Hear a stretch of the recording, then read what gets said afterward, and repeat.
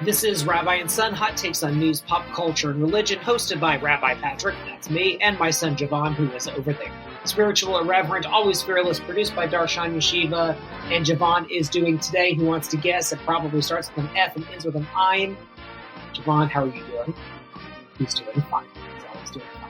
Okay, so I'm really excited about this. We're continuing this, Reddit thing, and I gotta say, it's fun when we talk about other topics and all of that, but I really am into this whole thing of answering questions that no one asks us. So this was one of the ones you picked, and I think it's kind of appropriate because this touches on a lot of elements of our life as a family. Yeah, so that's the last episode, Yeah, I know, right? This one, okay, this is in the Jewish Reddit. This is by JA24601. And the question is, am I considered Jewish if I am adopted? Oof, let's get into it. So my mother and her family are Ashkenazi. So these are Jews of Eastern European German descent. And my father was raised Lutheran, but converted when he married my mom. Okay, so parents are Jewish. My sister and I were raised Jewish our whole lives. Okay. Just for context, my sister is also adopted. We're both adopted from China and technically not able to prove any biological Jewish ethnicity. Anyway, long story short, about 15 years ago, my sister went through the official conversion with the mikveh, but I didn't because when we did, I was a child who was deathly afraid of going underwater. Oh no. Since my mom is ethnically Jewish, am I considered Jewish too, even though I'm adopted? I'm asking because when my sister went on a birthright trip, she had to give papers proving she formally converted despite being raised Jewish her whole life.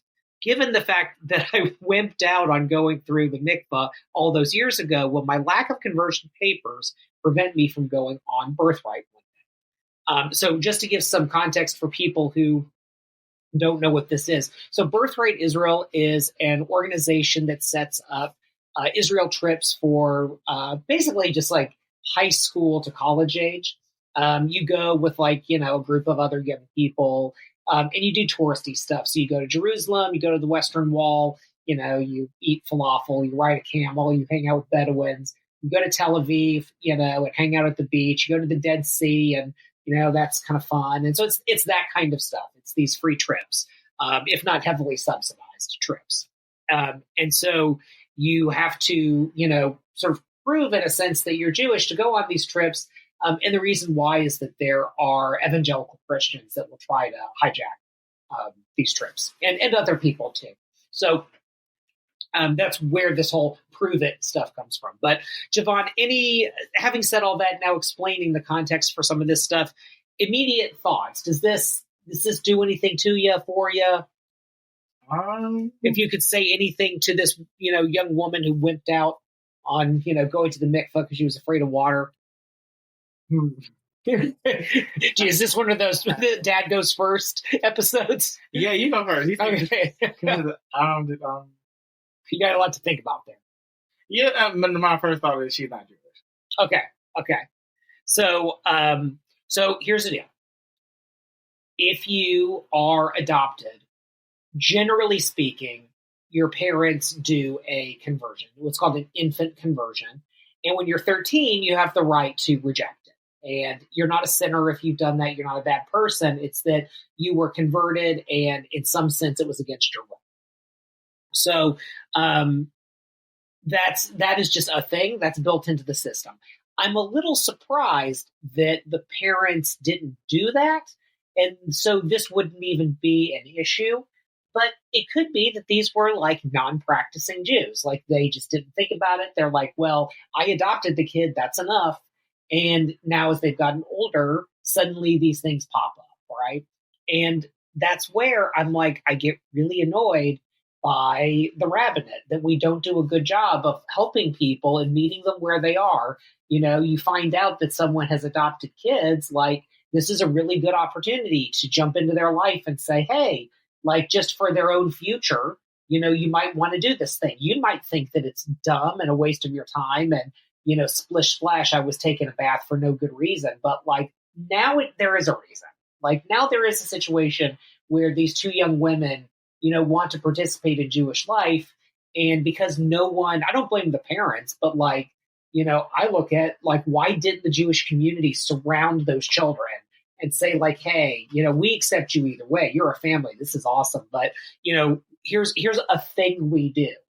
I don't know. That for me is a little bit frustrating. So I feel bad for these young women that they've now been put in this situation where they have to go through a conversion process, because it's like, converting to what, right? Like, you've been raised Jewish your whole life.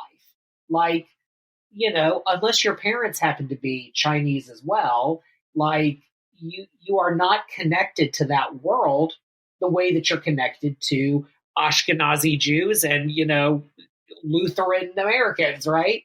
So I have a lot of sympathy for these people and what they must be going through.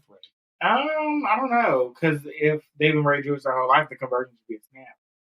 Yeah, well, and that's the way that I would approach it. Like, if I was with them and they sent me this email, I would say like, okay, hey, tell me about how you were raised. Like, what did you say you're raised by, you were raised in a family, like, they cared enough that the dad converted, right? So like, this isn't sort of this like very loose affiliation. Like, it was enough that the dad was willing to change religions when he got married. So, this is a big deal. I think these are people who probably really raised their kids with a lot of religious identity. And yeah, if I knew that after like a 1 hour phone conversation, I'd say, hey, great. Like, here's how much it costs to use the mikveh down the street from us, and I'll get to it. Like, I'll get you a Beit Din, and we'll make this happen. And apologies for you having to deal with any problems that you had. If it was a thing where it was like, okay, like the mom is Ashkenazi, the dad was Lutheran, they were both adopted, they didn't really practice anything, like they had a Christmas tree, they did Christmas and Easter, but then they went to grandma's for a Passover Seder, then okay, maybe then I'd be like, all right, you're choosing your mom's side here, and like you're willing, okay, maybe you need a few months to like kind of figure that out. But yeah, now this is this phrase technically, that it's technical. Yeah. Technically, but not in the actual thing. Right. And so now the problem is, like, where do these people live? Do they have rabbis that will help them?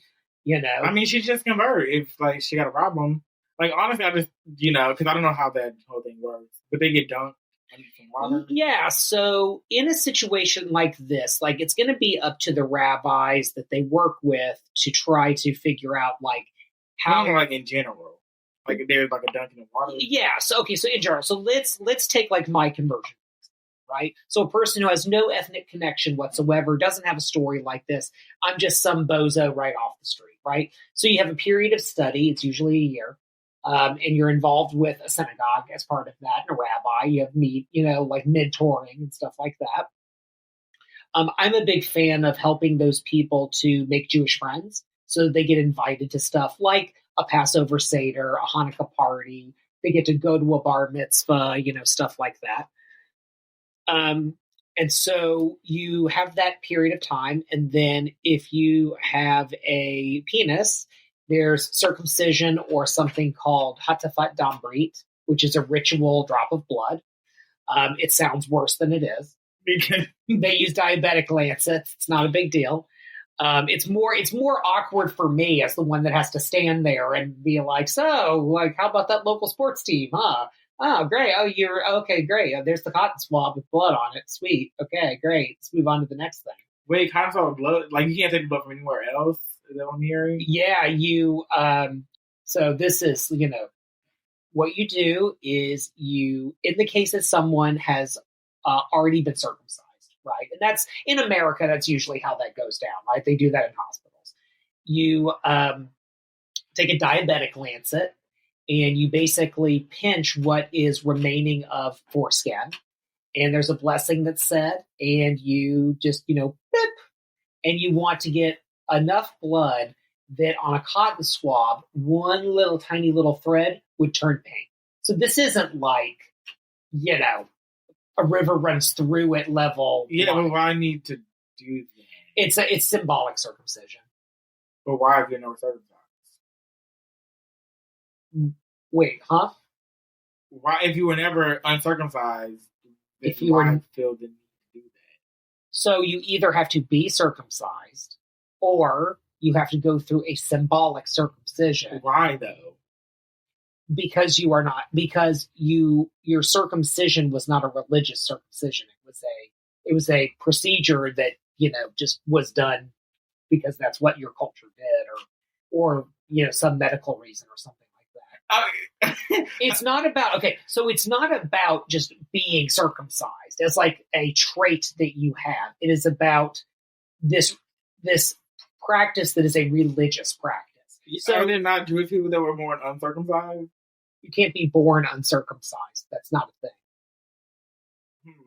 Yeah. You either have foreskin or you take it off. Like, it's kind of how that works.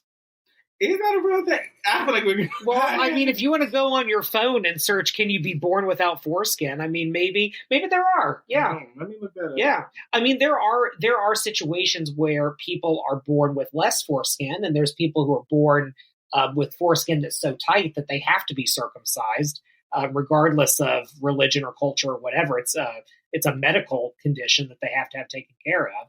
But it doesn't. Yes. A baby can be born uncircumcised. In fact, in the United States, about 40% of baby boys are. Well, right. Yes, correct. You are born. Okay. The trait is circumcised. You are born uncircumcised. Okay. No, babies can be born uncircumcised. That's right. All babies with penises are born uncircumcised. Then you get circumcised. The procedure is called circumcision. I mean, no, I meant that the other way. So what is it? Circumcised? No, I meant circumcised. Aren't there like if you were circumcised, why would you do that ritual? Because the circumcision is not about it is not about being circumcised. It's about getting circumcised as part of a religious ritual. But if you were already born, think about it. If you were already born circumcised, then why? There's no such thing as being born circumcised. Yes, there is. That is not a thing. You could be born with less foreskin, like that is true, but there is no such thing as being born circumcised. Like that's not a concept. You could be born with less foreskin, so that's true. I'm sure there's some people that like, for genetic reasons or whatever, have less foreskin. But like circumcision is a ritual. It's a medical procedure that's done to people. So you can't be born, circumcised. But why need to do that during the ritual? Okay, so here's a way of thinking. Imagine you wanted to become a Buddhist monk. Okay, so one of the things they do, they shave their heads. Right, that's a thing that Buddhists. That's like hair. We're talking about blood, right? But I'm trying to give you an example. Imagine you show up to the monastery and you're like, "But I've already got short hair." They'd be like, "Well, no, we need to shave your head." They'd be like, "Well, my head's already shaved." It's like, "Well, no, we need to shave your head because it's a ritual. It's independent of just the condition that your head is in or the condition of your, penis." In this case. I was unnecessary though. So the purpose is to undergo this religious ritual. So if you're asking why the religious ritual, it comes from the Torah. It is a symbol of the covenant with Abraham, Isaac, and Jacob. It's a symbol of the covenant with Jewish people. And then the Hatafat Dambrit, which is you're already circumcised technically, but you have to draw blood anyway, is a way of sort of getting around that problem of like, how do I get circumcised if I already am? So that's what that's about. So what's the point of circumcising baby? You mean just conceptually? Like, why would a person do that at all? Like, as part of this ritual, why the need? It's the covenant with Abraham. It's the covenant with God. And it's a practice that Jews have been doing for thousands of years. Probably came from Egypt initially. Well, I'm gonna have lots of cultures. Lots of cultures have circumcision as a ritual, and I'm gonna have a disagree with those cultures. Okay, well, fine. So let's move on to the next step, which, by the way, doesn't impact these women. I mean, obviously, we don't know. Actually, to be fair, okay, but continue. Okay, so circumcision, or Hatzafat Damri. Okay. And then you have the Beit Din. So you have the rabbis who talk to you and just kind of make sure that your conversion is something that you're trying to do sort of earnestly and legitimately. It's not, you're not being forced to do something, anything like that. And that you actually kind of know what you're getting yourself into. Who would be forced to convert? So back in the day, and you maybe even have some of it now still, you have people that are jerks and are like, well, if you want to marry me, you have to convert or something like that. Yeah, it's not as much a thing anymore, but yeah, you probably had stuff like that. I remember one time I got a phone call from a guy who said that him and his girlfriend were getting married in like 6 months and that she wasn't Jewish and that she wanted to convert. And I was like, okay, cool. Well, have her give me a call. And he was like, no. Like you and me, we're going to talk. I'm like, what is going on here? And he was like, yeah. So like, how long to get her converted? And I was like, well, it's usually a year. He's like, yeah, well, we got 6 months. So like, how much do I have to pay to like, speed the process up a little bit? I was like, that's not a thing. I'm not going to help you. I was like, if she wants to talk to me, she can, but I'm not talking to you anymore. Because he was a jerk. And like, come to find out, he was a divorce attorney. So now, like, having like watched a bunch of videos on YouTube about divorce attorneys, I'm like, yeah, I can see why he was acting the way he did. Everything's a negotiation with those people. But anyway, so you do the Beit Din, and then the part that they're talking about, which is mikveh. This is the ritual bath. This is where baptism came from in Christianity. And so it's a series of dunks in a ritual bath, and usually it's in a synagogue. Sometimes if the synagogue doesn't have a mikveh, they'll use a natural body of water like a lake or something like that. You can even use the ocean. And it's supervised. And once you are done with that, then you're Jewish. And usually you get some kind of certificate or something like that signed by the rabbi. As a matter of fact, I actually have someone's like sitting somewhere over there that I need to file away. So you basically get blood, do a little chit chat, and get dunked on. I mean, if you want to make it that glib, yes. I know because that's what it is. Like, I understand how you told, like how you said it. Yeah. Okay, so how many times do I get dunked on? So you don't get dunked. Let me clarify, because it's not like baptism. So you go into the water, and there's 3 prayers that are said. So you immerse. When you come up, the person who's kind of like your attendant, they are watching to make sure that your head goes completely underwater, and if you have long hair, to make sure that your hair completely submerges as well, because you have to be fully immersed. Now, if you have sort of shorter hair like mine, then this isn't an issue. But for women who have like longer hair, you have to, make sure that someone's there. And they use mikvah also as part of Taharat Mishpacha, which is the rules of a woman and her period and times when it's okay to have sex. And that's a whole other episode. But they have these women who help as mikvah guides to help these women. And they used to call them mikvah ladies. And so you'd go into the mikvah like center basically, and the mikvah lady would be there and get you scheduled, and you go in and, do what you got to do. But yeah, it's 3 dunks and 3 prayers. Yeah, after that, you're done. Ta-da, now you're Jewish. So they couldn't pour the water over your head? No, it's not a thing. But it could be. No, it's not a thing. That's not how it works. But it could be, though. It's not how it works, though. But you have to be fully immersed. But it could be a thing. You can't be fully immersed if someone just dumps water on you. But I'm just saying, it could be a thing. If you wanted it to be a thing. No, it wouldn't, actually. According to the Talmud. So you have to be fully immersed is the thing. Like you have to go fully into water. So, yeah.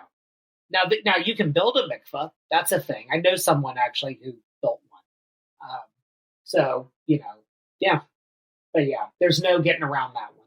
If you wanted to have the easiest conversion possible, here's what you would do.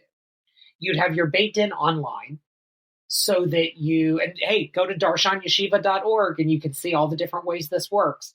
So you would do your Beit Din online. So you'd have the people who are on your conversion Beit Din, your panel, right? And then you wouldn't have to leave your house. If you have a penis, then if you're already circumcised, then Hatafat Dambri, which takes 2 seconds. It's like so not a big deal.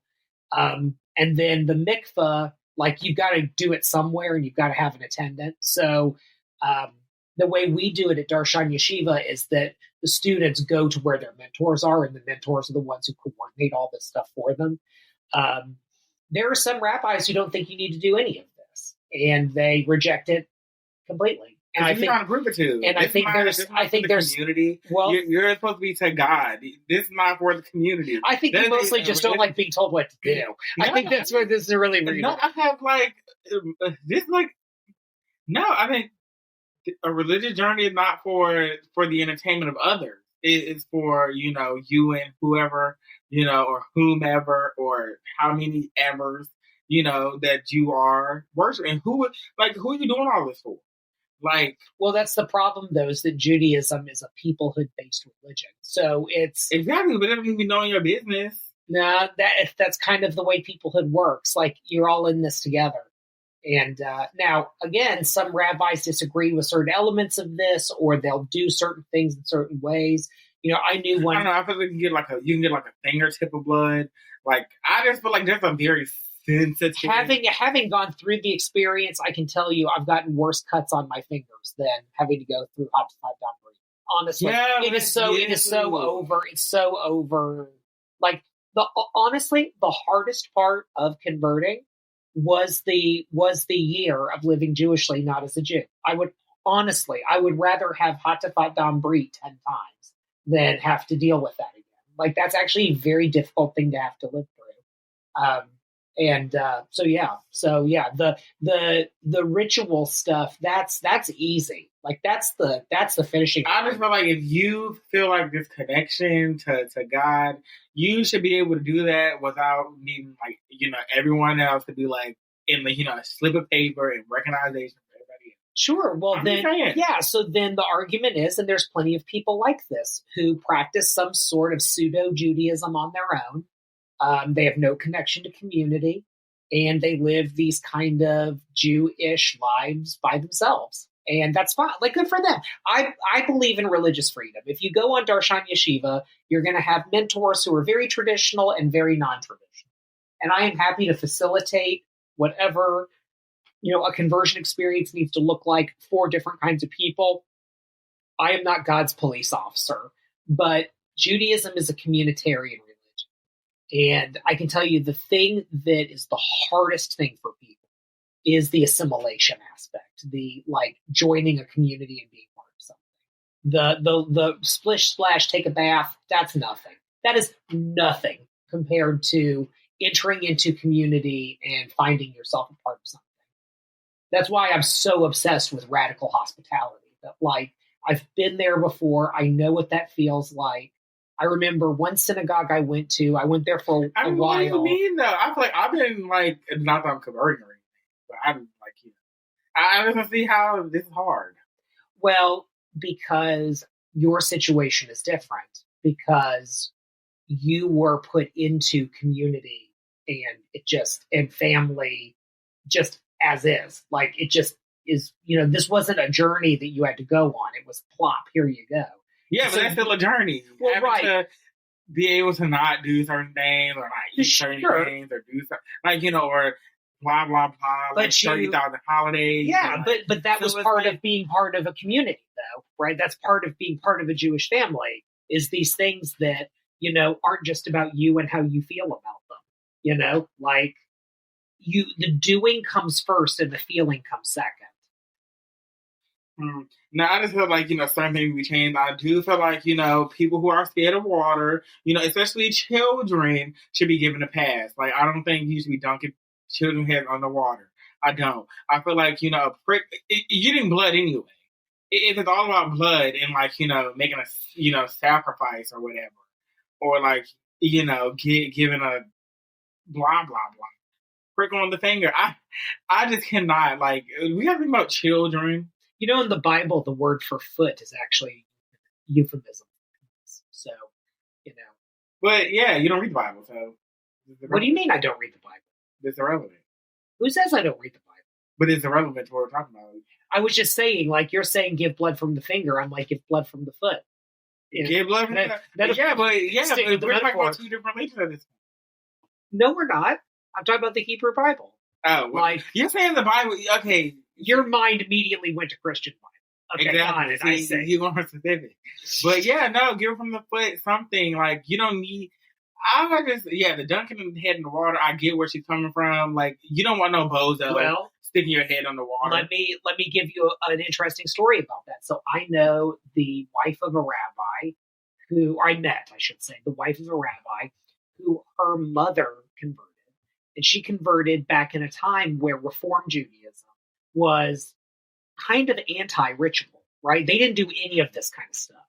And so then later on, I forget what the circumstances were, but it was something like the kids were going to like do something Jewish. I forget what it was. I don't remember the circumstances, but the kids had to convert because the mom had not formally converted. So it goes back to a situation kind of like this of the technicalities of things.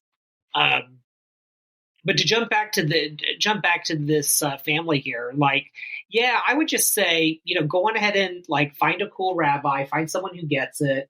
Isn't going to be difficult, whatever. Talk to us, like talk to Darshan Yeshiva. Matter of fact, I'm going to say this was a year ago, so maybe they've already dealt with their journey. But like find someone who gets it. It is not going to make you jump through a bunch of hoops, and just do the rituals, and you're done. And like it's an hour of your life.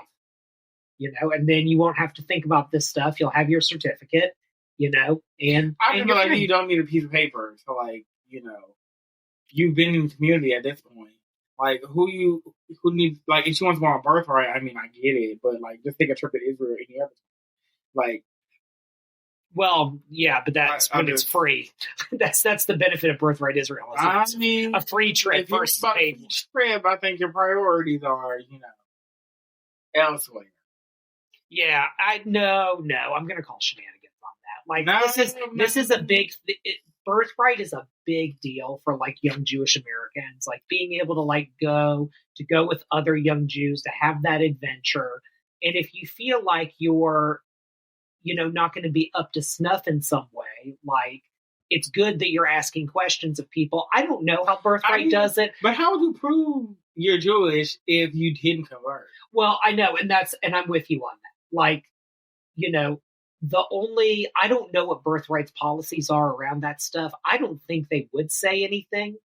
I know I wouldn't. If someone said that they were Jewish and they had been raised Jewish and whatever, like if an Asian person shows up and I'm like, oh, that doesn't seem right. Well, I'm pretty freaking racist. Like, yeah, so I want to know, like, how do you prove that? Like, yeah, you can't. It's, like, what would you do? Show your parents ketubah, I guess. I mean, what do you, how far do you want to go with it? Yeah, I just see. That's why I feel like that we get the tricky situations.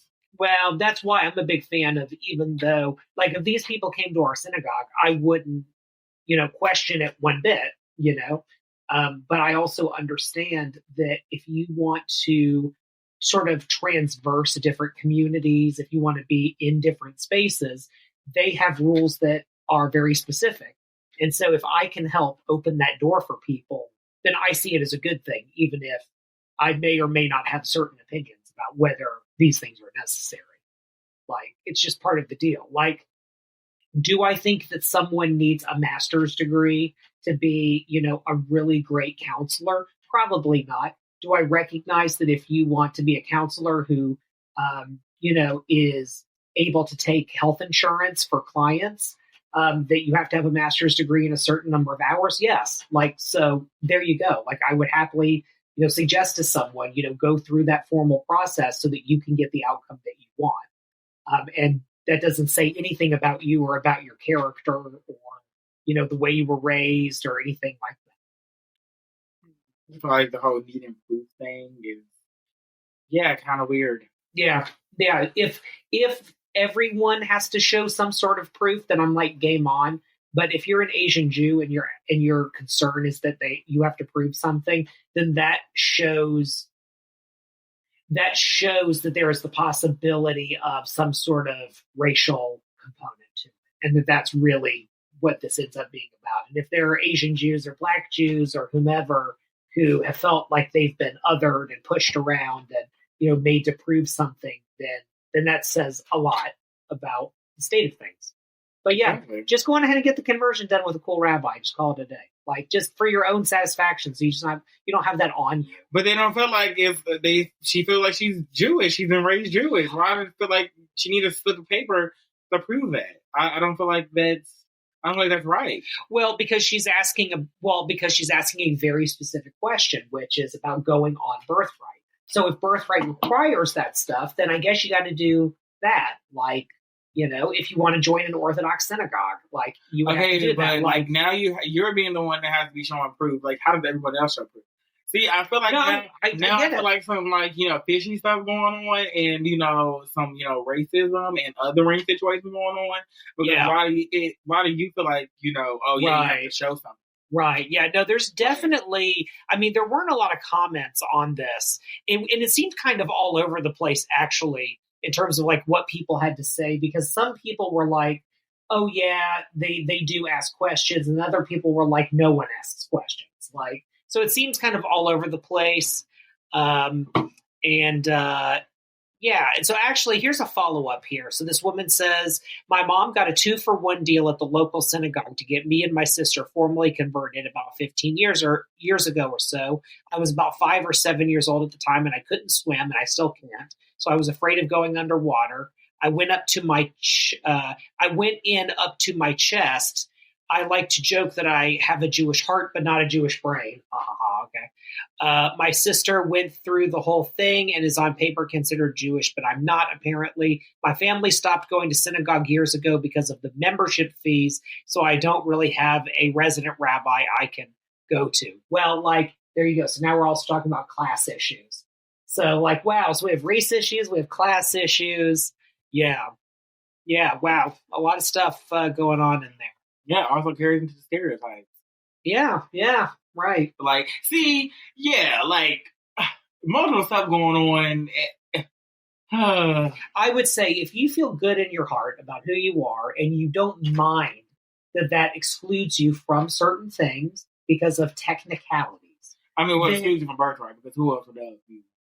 Well, right, but I mean, like going to Orthodox synagogues and stuff like that, or even Orthodox synagogue. Well, okay, that's what I'm trying to say. If you don't care about that stuff, then stay where you are. But if you want more of those doors open to you, then think about it and do it. And life's a journey, so do the things that matter to you now, and you can always deal with it later. Yeah, but why would the Orthodox synagogue actually look forever?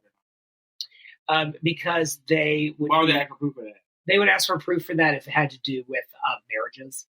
So, like, if she wanted to marry somebody in an Orthodox synagogue, they would need to make sure they were both Jewish. But how would they know she's not Jewish? So, if somebody was born Jewish, had Jewish parents, how would they prove that? Well, so what they would do is they look at the parents' ketubas, the marriage documents, and if the parents have what they would consider to be appropriate marriage documents, then it would prove that though the parents are Jewish and therefore they are. She gets stuck in this technicality because she's adopted. So then what they would say is, oh, okay, well then, were you converted as an infant? Or, at some point. Oh, was the conversion Orthodox? Or in the case of the conservative movement, they would have said, well, what were the specifics of the conversion? Did you go to a mikveh? Is really what they would care. How do you know if you were a baby? Well, you would presumably ask your parents. Yeah, I think, or you would have a conversion certificate. It's the other thing too. If you convert, you're given a certificate that has your Hebrew name on it, the date, which mikveh you went to, if you went to one in a synagogue. And so you would just have a copy of that, and you would just say, "Oh, well, here's all the info." That's when people just want to get married. Everybody being stick in the mud. I don't know. This is just so irritating. Well, it's all about the technicalities, right? There are just certain communities that have certain rules, and you can choose not to follow them. You can choose not to care. And that's why community is it's only one way, because y'all want to be so exclusionary. Well, right. So again, I go back to two things. If she were in our synagogue, no one would care. and she would be fully accepted as Jewish because she tells us she is. Yeah, because people not in your business like that.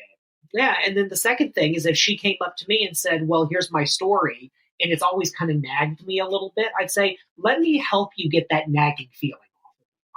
I'm not here to be God's police officer. I'm here to say, if this is this frustrating thing that happened when you were a kid, and now as a young adult, you're I move past that, then okay, cool. Let me help you so that you can just go, oh, okay, now I don't have that in the back of my head. That to me is the bigger issue, is that this is a person who's stuck. I mean, literally halfway converted, because she didn't go all the way down. Try to give her a sense of relief that she doesn't have to have this on her mind. I think I said all my piece. Yeah, I think, I mean, this is just the thing about you, is that you don't like the idea of having to live up to artificial standards of other people. Yeah, because who are y'all? Well, everyone's just living on their interpretation, as you should. Well, right. And it's not for anyone else. It's not for anyone else to put you up to a certain standard. Because if you truly believe in your heart of hearts that your God does exist, and you're following their word, then good, great. That's for you. That's in your heart. That's what you believe. You don't need to be setting yourself up to anyone else's standard. Right, but then if you want to be part of communities that have standards, then you have to follow what those standards are. I just think, those people, would be the same ones, preaching the word, but then is somewhere doing something shit. So therefore, do as you want to do. Yeah, there you go. That's what I've been trying to say this whole time. And yeah, but exactly. So just find a community that works for you. Yes, and remember, everyone's a hypocrite. Thank you to our sponsors at Darshan Yeshiva for making this content possible. Darshan Yeshiva provides beginner-level online Jewish learning, including the very popular Conversion to Judaism program, with sponsoring rabbis and students all over the world. Start your Jewish journey any place, anywhere, and anytime with our conservative, reform, reconstructionist, Jewish renewal, humanistic, and post-denominational rabbi mentors. Become the Jew you always wanted to be with Darshan Yeshiva.